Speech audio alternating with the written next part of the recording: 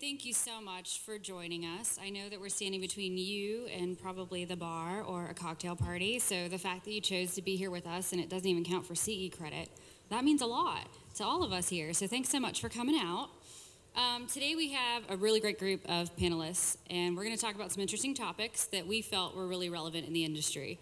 And some of the things we'll talk about will be employee development, how to attract, retain, and recruit the next generation of our industry, as well as social media and technology in the workplace. So I'd like to introduce our group of panelists. To my right, we have James Wehar, President of Rodgers Insurance Group.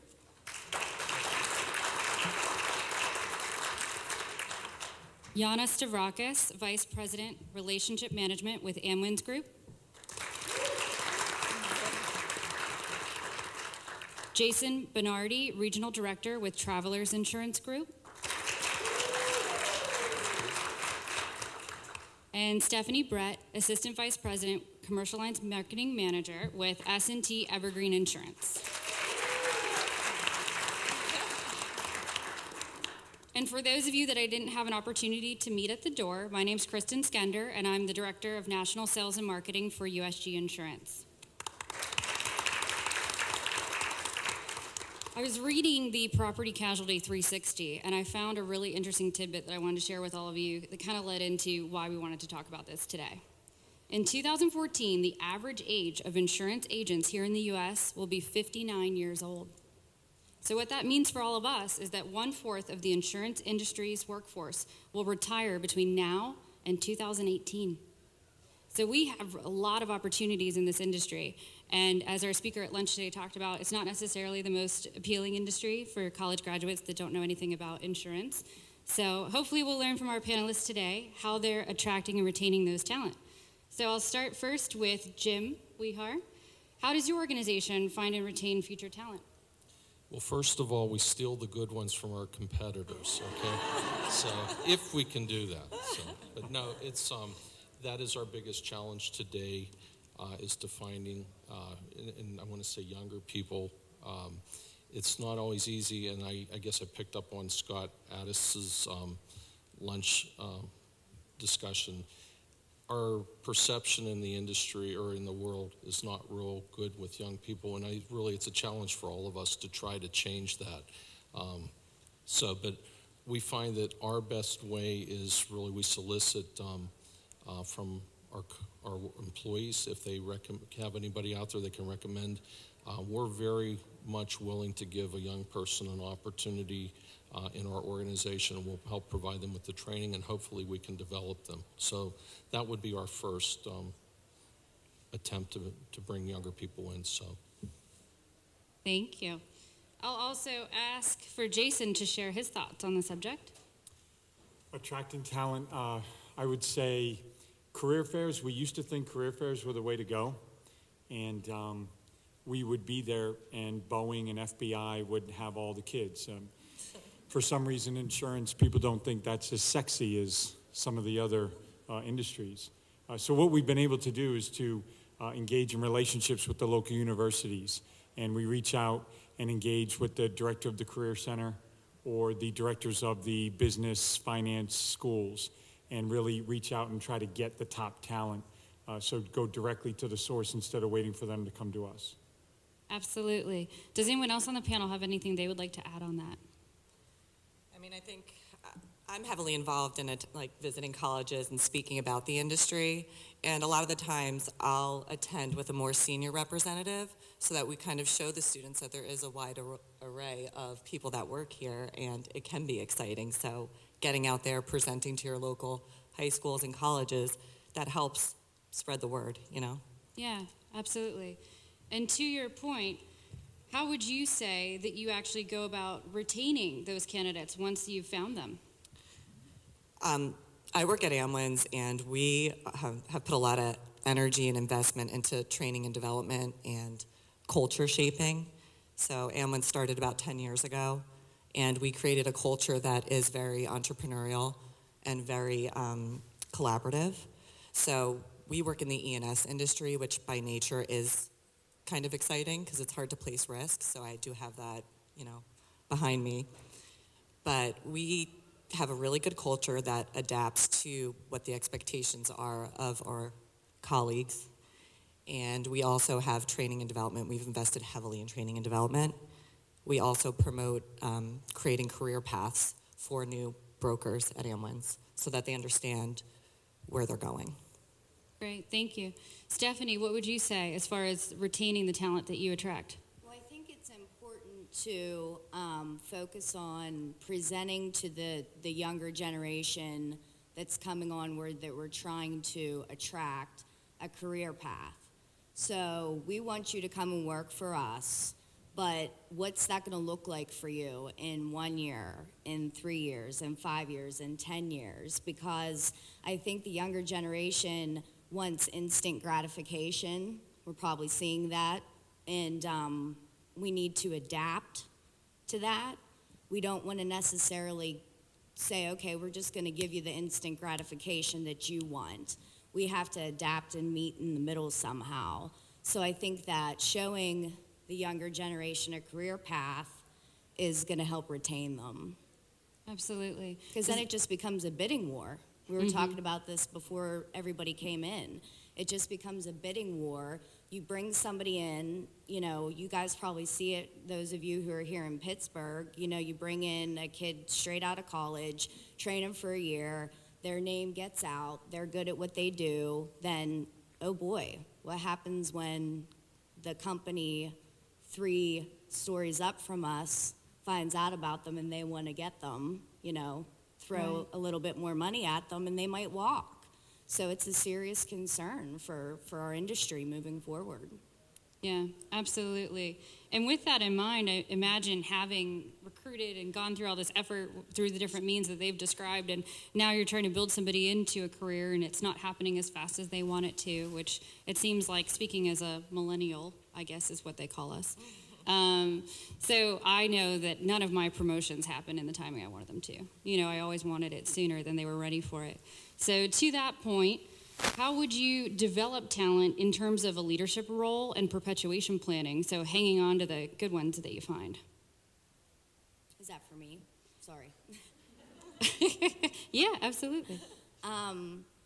Again, to hang on to the good ones, I think when you go after them, you know, what do you want out of them? You know, core values are important, you know, to us, I know. So I think if you find somebody first who has core values that align with your company, with what you want to put on the street, with how you want to be represented and known, then hopefully that person with those strong core values is going to want to stay with you.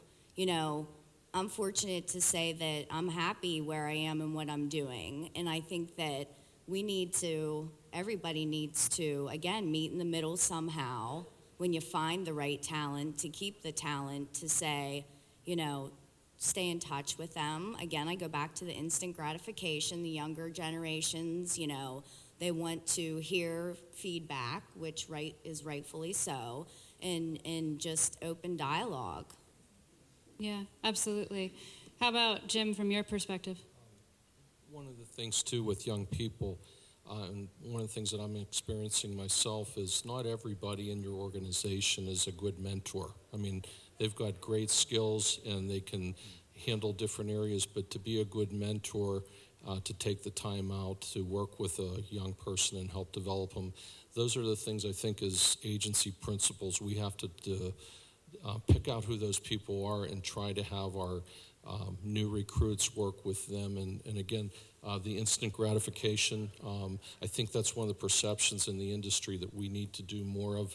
I think a lot of younger people have more of an interest in trying to help somebody. And I think if we can show them through insurance and the jobs that we do in providing service and claims, even identifying their risk exposures, I think that's one of the things that they can get some instant gratification from. And again, we as mentors need to help reinforce that and praise when they do it right. And hopefully that'll help build a better insurance individual, and also that'll help develop their interest and satisfaction for staying within the organization. Absolutely. And to that point, I would say that even offering opportunities for younger leaders that they want an opportunity, whether it be management or the next step, and they kind of want to go to the next level. Giving them an informal role where they can spread their wings can benefit your organization. So within USG, we've put them into roles where they're training others in a junior position or something that they have accomplished, and just that sense of trust and responsibility kind of gives them that motivation and investment in our company to want to stick around. Does anyone else have something they'd like to add on that topic? Yeah, I just had something with retaining millennials. One of the things that we come up against are Travelers is a little bit behind in things like working from home. And some of our competitors offer working 1 or 2 days from home, things like that. We've also had to adapt. The millennials can multitask with the best of them. So when you see them in their cube or their office with earbuds, they are getting work done. And that's been difficult for some of our folks to actually understand that they can do things like that. The other thing is constantly, and this is probably for the companies in the room and the agencies in the room, there's things, social media like LinkedIn. LinkedIn is great. Now, there's 243 million people on LinkedIn.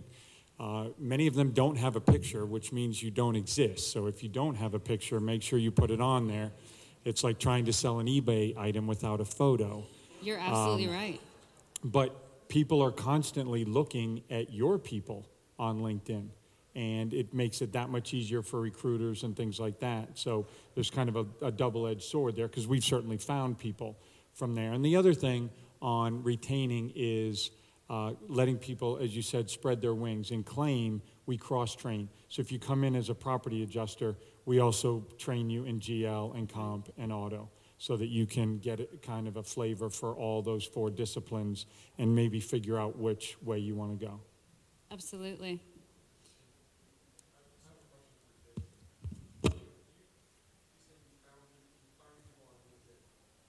Yes.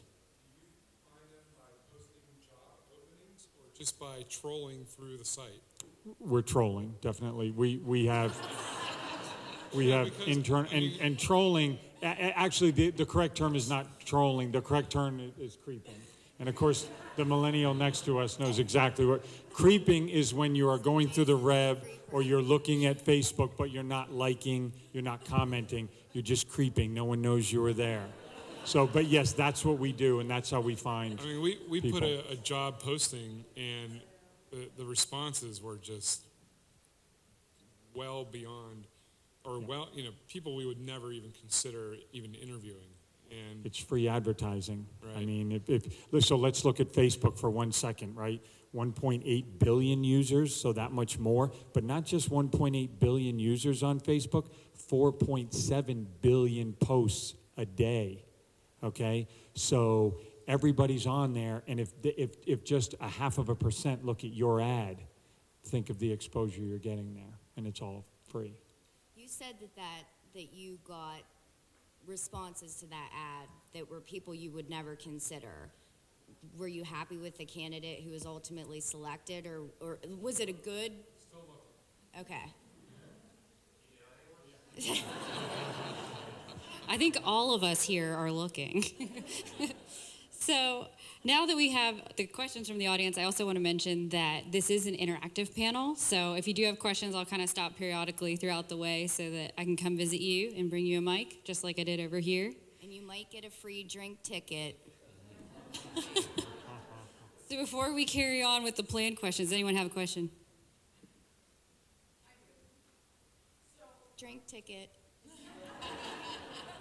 Especially for Linda.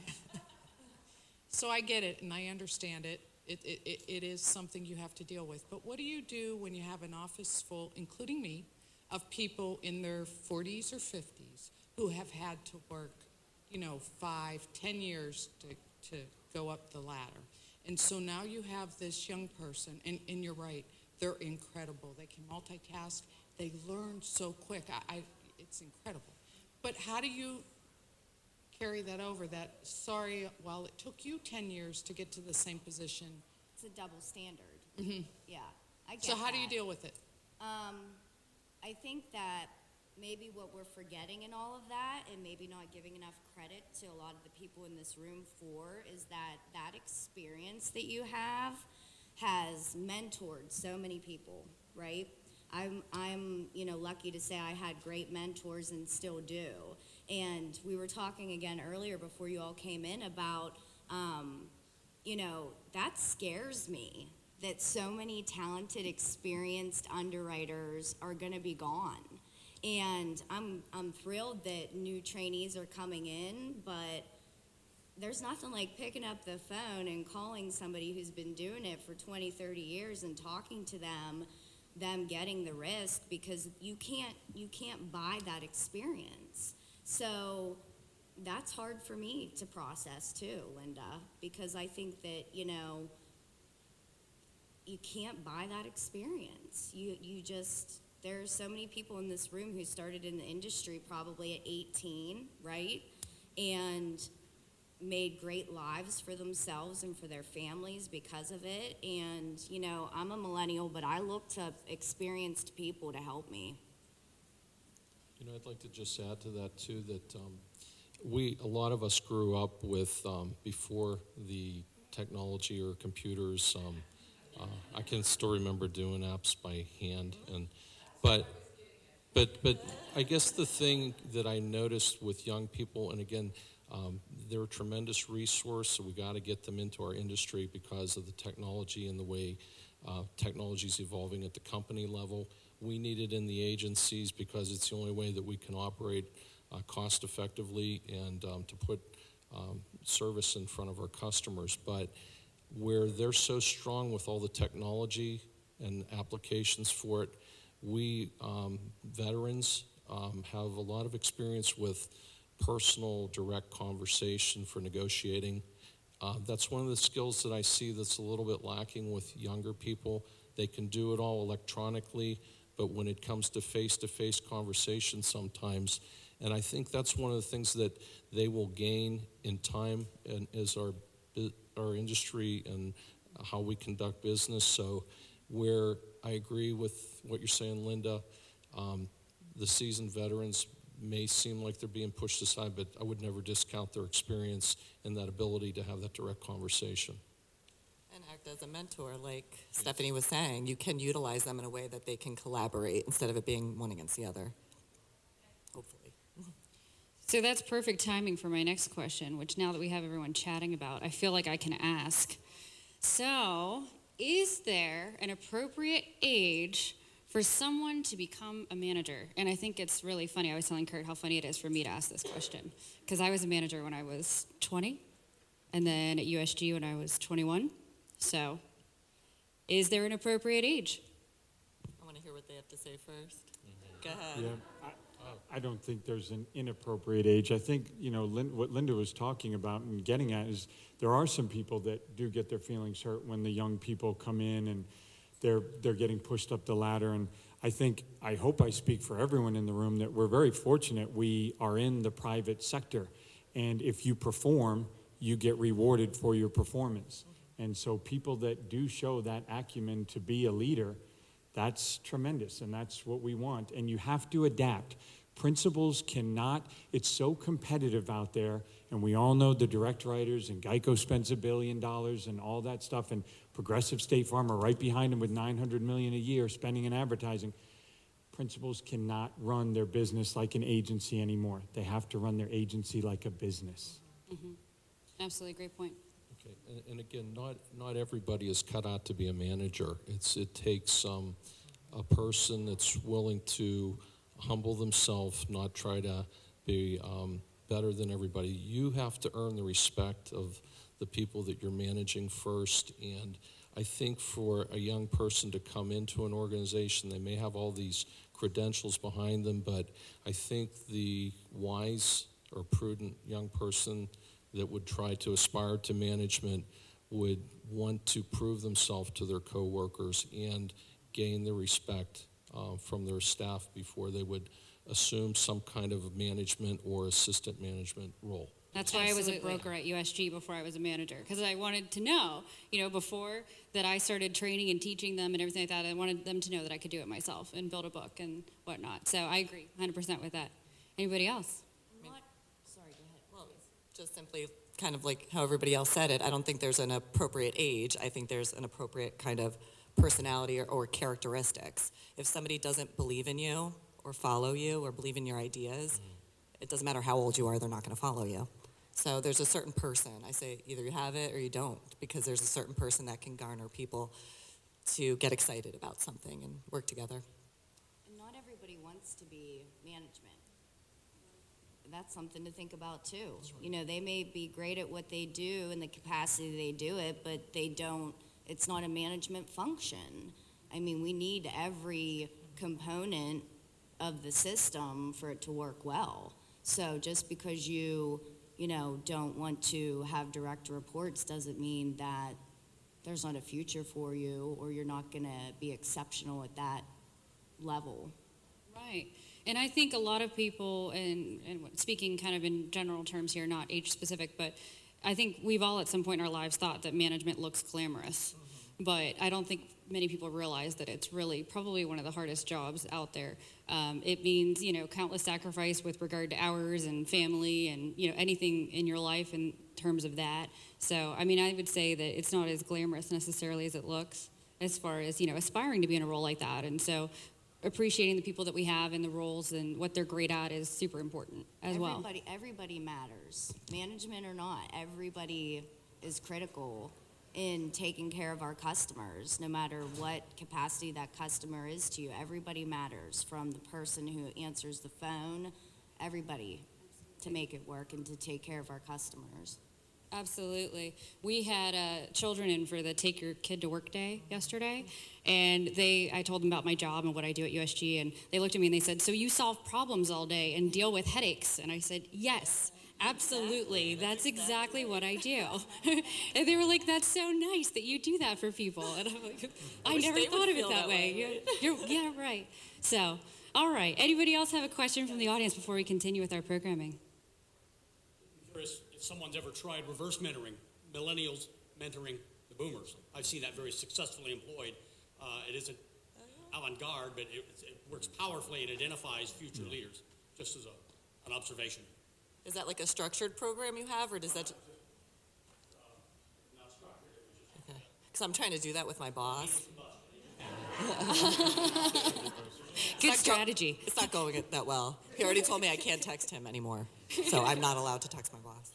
That is gaining traction. I've definitely seen that on the company side. I think that's a great I think it's a great idea. Yeah. That's a great idea. Yeah, I would agree. I Yeah. agree. Good point. That's a way to meet the middleman, right? Yeah. I mean, in the middle, right? Good. So this one is for Yiana and Stephanie. As a member of the next generation, aka millennials, have you faced any challenges gaining credibility or career momentum at any point? Yeah, I had a somewhat of an interesting career. I started when I was 15 pulling files, and I slowly worked up in the program manager that I worked for. So I was exposed to a lot of people and situations where I was the youngest person and a female. So people taking you seriously, it's really, really hard when you're younger. So there's some things that I've done to try and, make people take me seriously. So I've gotten some designations. I'm heavily involved in the insurance associations like this, where you volunteer. But something that has happened to me more than once, which is somewhat embarrassing, is I'll go down in a professional meeting and someone will say, "Wow, you're like as old as my daughter." And I'm like, "Wow, thank you for making this awkward conversation." So, yeah, people seem to act differently when you're younger. They don't take you as seriously, so. Well, you can just say you're old enough to be my dad. That's what I feel Right. like saying. So Just mental note, don't ever say that. I think that you just have to embrace where you are and just always want to be the best version of you. And just be the best you can be. If you come in with that mentality every day, I'm going to do my best, I'm going to give 100%, I'm going to put out the best product that I can, no matter what product that is, no matter if you're an underwriter and it's a quote, you're an agent and it's a proposal, you're an account manager taking a call from your clients. You just want to be the best version of you that you can be, and everything else will fall in place.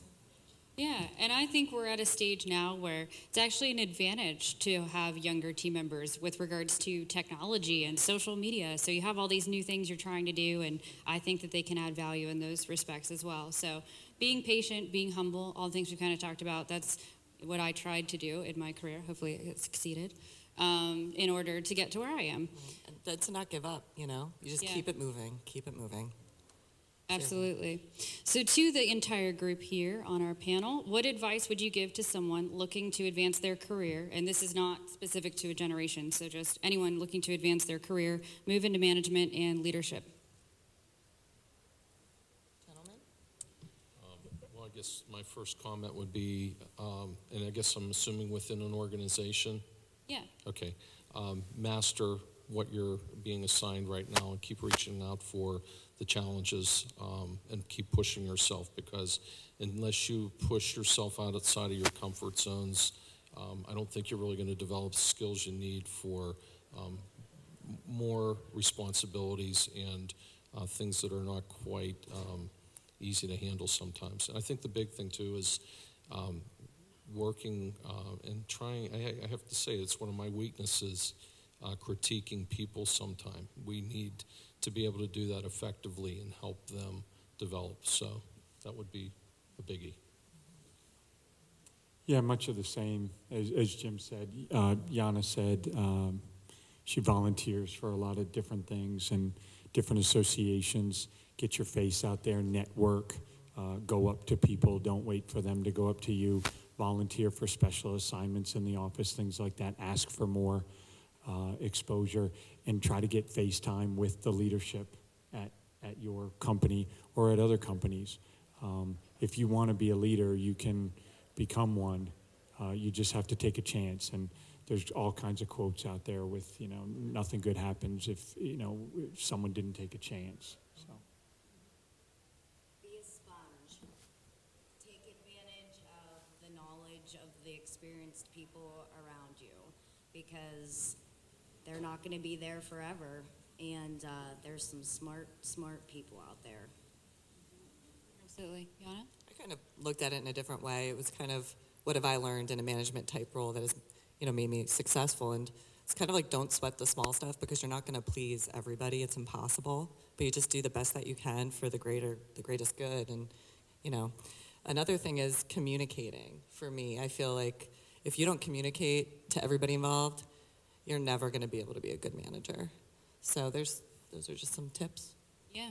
And mine is positive energy is contagious. And so people sometimes look at me as a USG cheerleader, and I say, fantastic. That's my job. Because if I don't love being here, why should you? Why should you want to work with us if I don't love working here and what I do?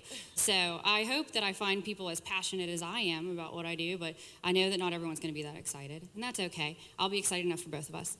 The opposite's true too, though. Toxic spreads too. So keep enforcing positive attitude. Work as a team. Team approach is great. But yeah, the inverse of that is true as well. So absolutely. So switching gears into kind of a different topic, and we talked about how we were going to discuss technology more at length. So how has social media affected your work environment? Are there changes that you've made in response to the increased usage of social media, both personally and professionally? It's so funny. We actually had this speaker at our leadership conference a few months back, and he was talking about, marketing and how people aren't adapting to the changes in how people view or look at advertisements. Like, when you get direct mail, what do you do with it? Toss it, right? So, it's such a waste of money. But Facebook, he talked about LinkedIn not even being that great of a platform. But Facebook, you get to see all personal lives of people and things that they're interested in. So as far as a sales perspective, you can gain a lot more intel by using Facebook as a sales tool. Interesting, yeah. But we're very forward thinking. So we do have an intranet that we have a social networking platform just for the employees of AmWINS. But I think they are blocking some of the outside stuff now. So. Yeah. My mom told me once, don't put anything in writing that you wouldn't want plastered on a billboard driving down the road. So caution, caution, caution to people about things like Facebook. Your prospective employer likely read about you, and I mean, it scares me. Those things, social networking scares me. Right. I just think be careful, because once you put it in writing once, it's there forever. So I think employers, I mean, I don't know, does Travelers look at Facebook? Certainly. Travelers looks at Facebook. Travelers looks at LinkedIn for prospective employees. We certainly block personal emails and some websites. Certainly LinkedIn is there, things like that. You are a representative of the company when you tweet out things like that. But you do need to stay on top of what's going on in technology.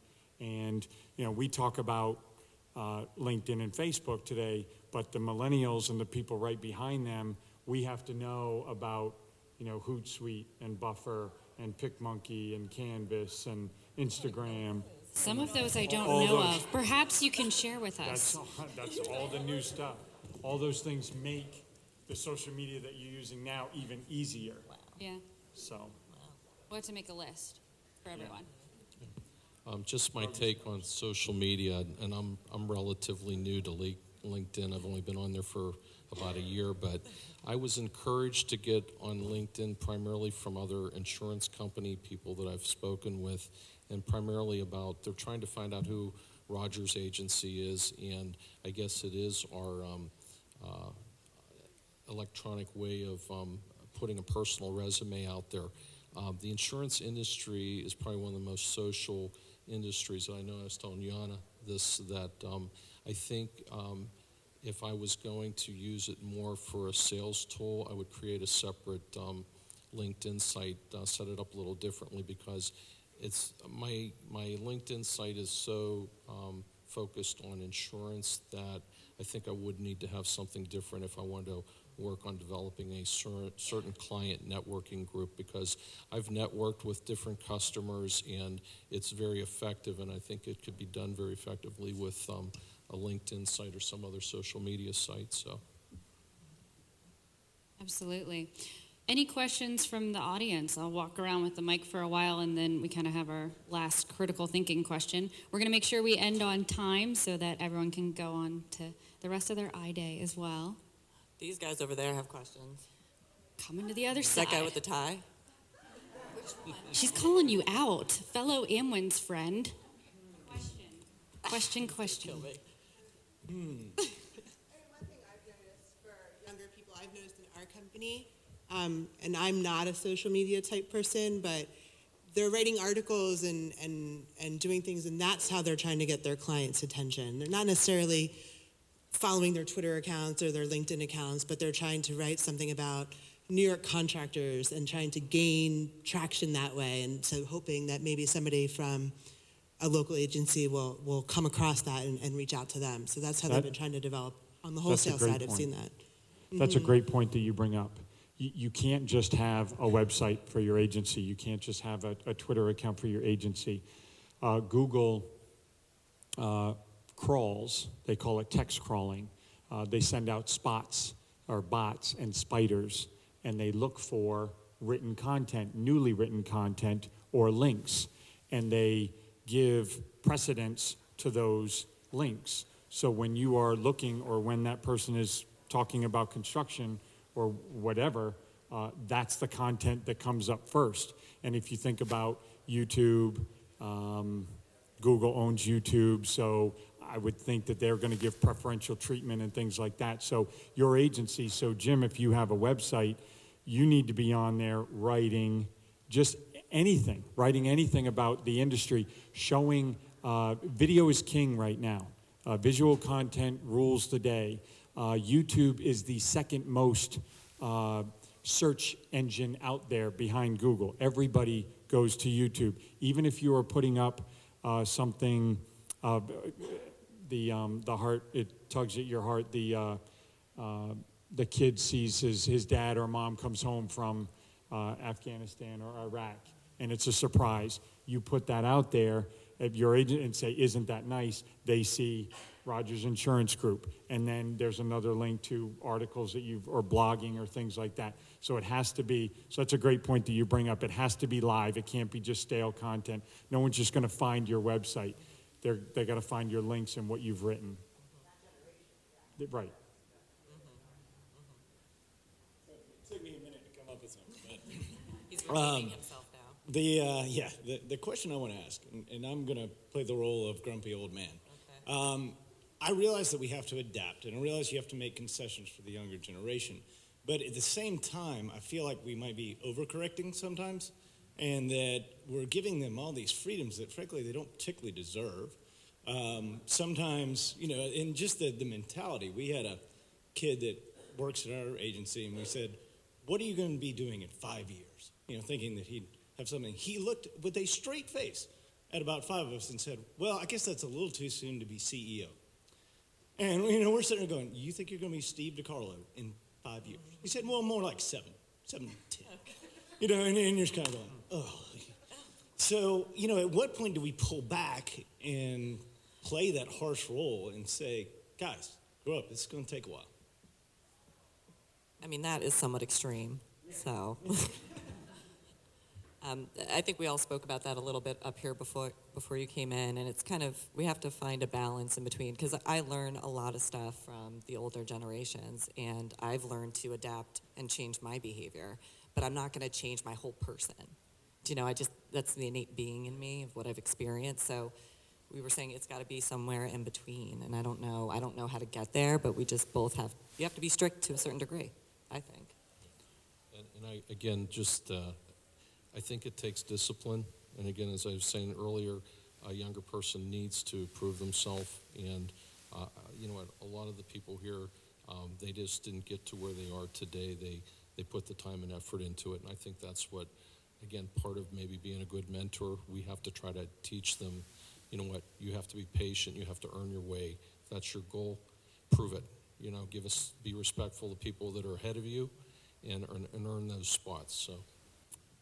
And, whether you're old or young, experienced or inexperienced, as Jim just alluded to, if everyone understands that in your agency or at your company, you're going to be measured.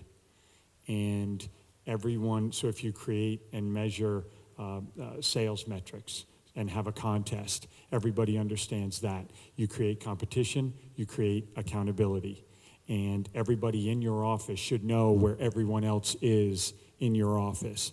Your landing page, when they open up in the morning, should have everybody who has a sales goal, what their goal is, and where they are in their sales.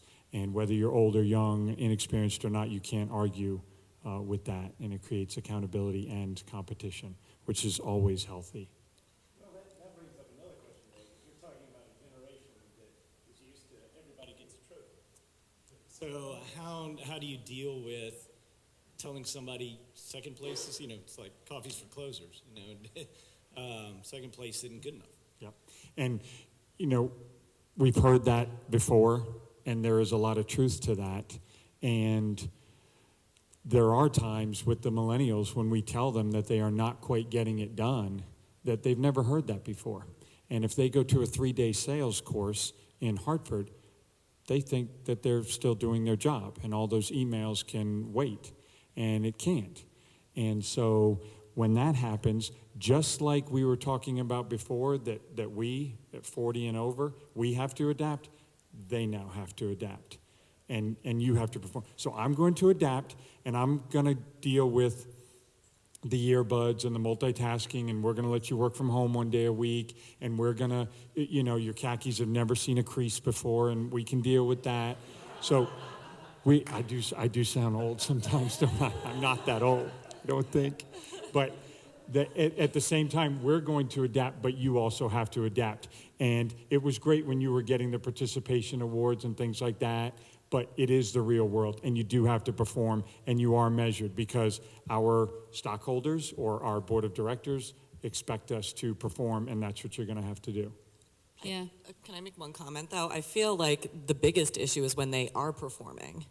to me, because that's always been a struggle for me, because not that I'm that great, but I've always been able to hit my goals, and then I feel as if I were a little bit older sometimes that it would be the same amount, somebody who was older would get a chance before me.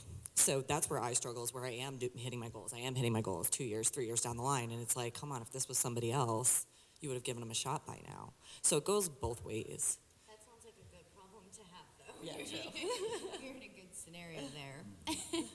Yeah, and usually when we have aggressive team members, we have an internship program, and I always say that when I interview them for a marketing internship, I want them to want my job, and that's awesome because that means you're ready and hungry for a challenge. So when they see something crazy like CEO, I say why, and they usually say money, and I say, well, we have a lot of positions that pay a lot of money. It's just a matter of how hard you're going to work.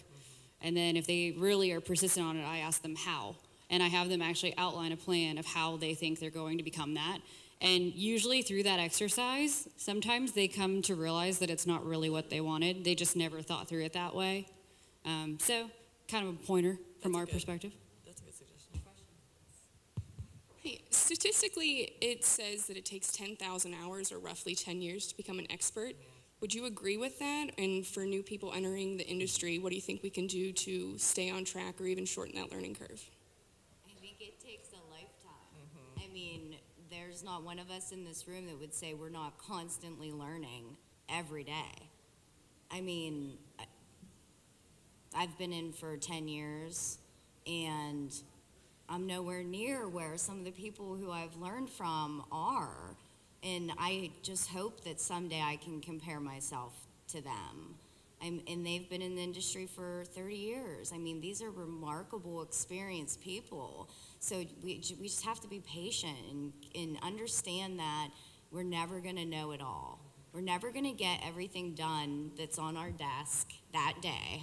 I think it took me a year to grasp that. And then just be patient and understand that we're learning every day. We have to learn and adapt because there's new products coming out every day. And new litigation coming out every day that changes the product that's out. So I think we just have to not focus on the number of years so much and focus on the quality, not quantity. Absolutely. So I have our last question for the panel, and if you have a question you didn't get a chance to ask, please feel free to stay afterwards, and we'll stay up here in the front if you want to stop by and say hi. What do you believe will be the most critical industry challenges or changes that we will face in the next 10 years? I think what you started out with the reduction in the insurance workforce. Again, I read that same article. They're talking 400,000 jobs over the next 3 to 4 years that are going to be vacant in our industry, and we need to fill those. So I think that's our greatest challenge, and I think we have to do everything we can to create this new perception of what the insurance industry is. And I guess we shouldn't just assume that just because the way it's always been perceived that that's not changeable. And we have to challenge ourselves to teach that to the younger generation that are going to come in and fill these jobs. So. I mean, I would agree that that's the biggest thing, and I would say the next thing is I was reading the article about Google and just what our future is going to be, especially in the distribution channel as brokers. And, I know that's far-reaching. You just never know. They have a lot of data. So I think that's going to be how do you add value. I think finding niche specialization and just honing those skills, you'll be adding value. But if you don't add value, I think it'll be very easy to get cut out of this channel. So. Yeah, the direct writers continue to take market share. They continue to take younger people and their first car and their first home. Google is now going to be selling auto insurance. You can go into Walmart and get auto insurance. People want it right on their phone. They don't want to wait. They don't want to wait for a call back from the agency. There should not be an insurance agency that's closed for lunch anymore because that's when they're buying their insurance is during lunch. There are more internet searches now on smartphones than there are on computers. So everyone's got the phone, and so it's going to be that technology and the Googles and the direct writers, and how we, the carriers and our partners, the independent agents, have to differentiate ourselves and, just like Scott was saying earlier, be that purple cow. Absolutely. I'll give my boss credit for this, but he says be a partner, not a vendor. So no matter what your relationship is, again, company, agent, customer, whatever, if you genuinely care about what you're doing and your part in that, you will partner with the people you're working with, and that will last forever. Absolutely. Well, thank you so much for joining us today for the panel discussion. Thank you very much to our featured panelists. And please be sure to share with Kurt and the iDay committee if you enjoyed this programming and you'd like to see more things like this at future iDays. Thanks so much. Have a great day.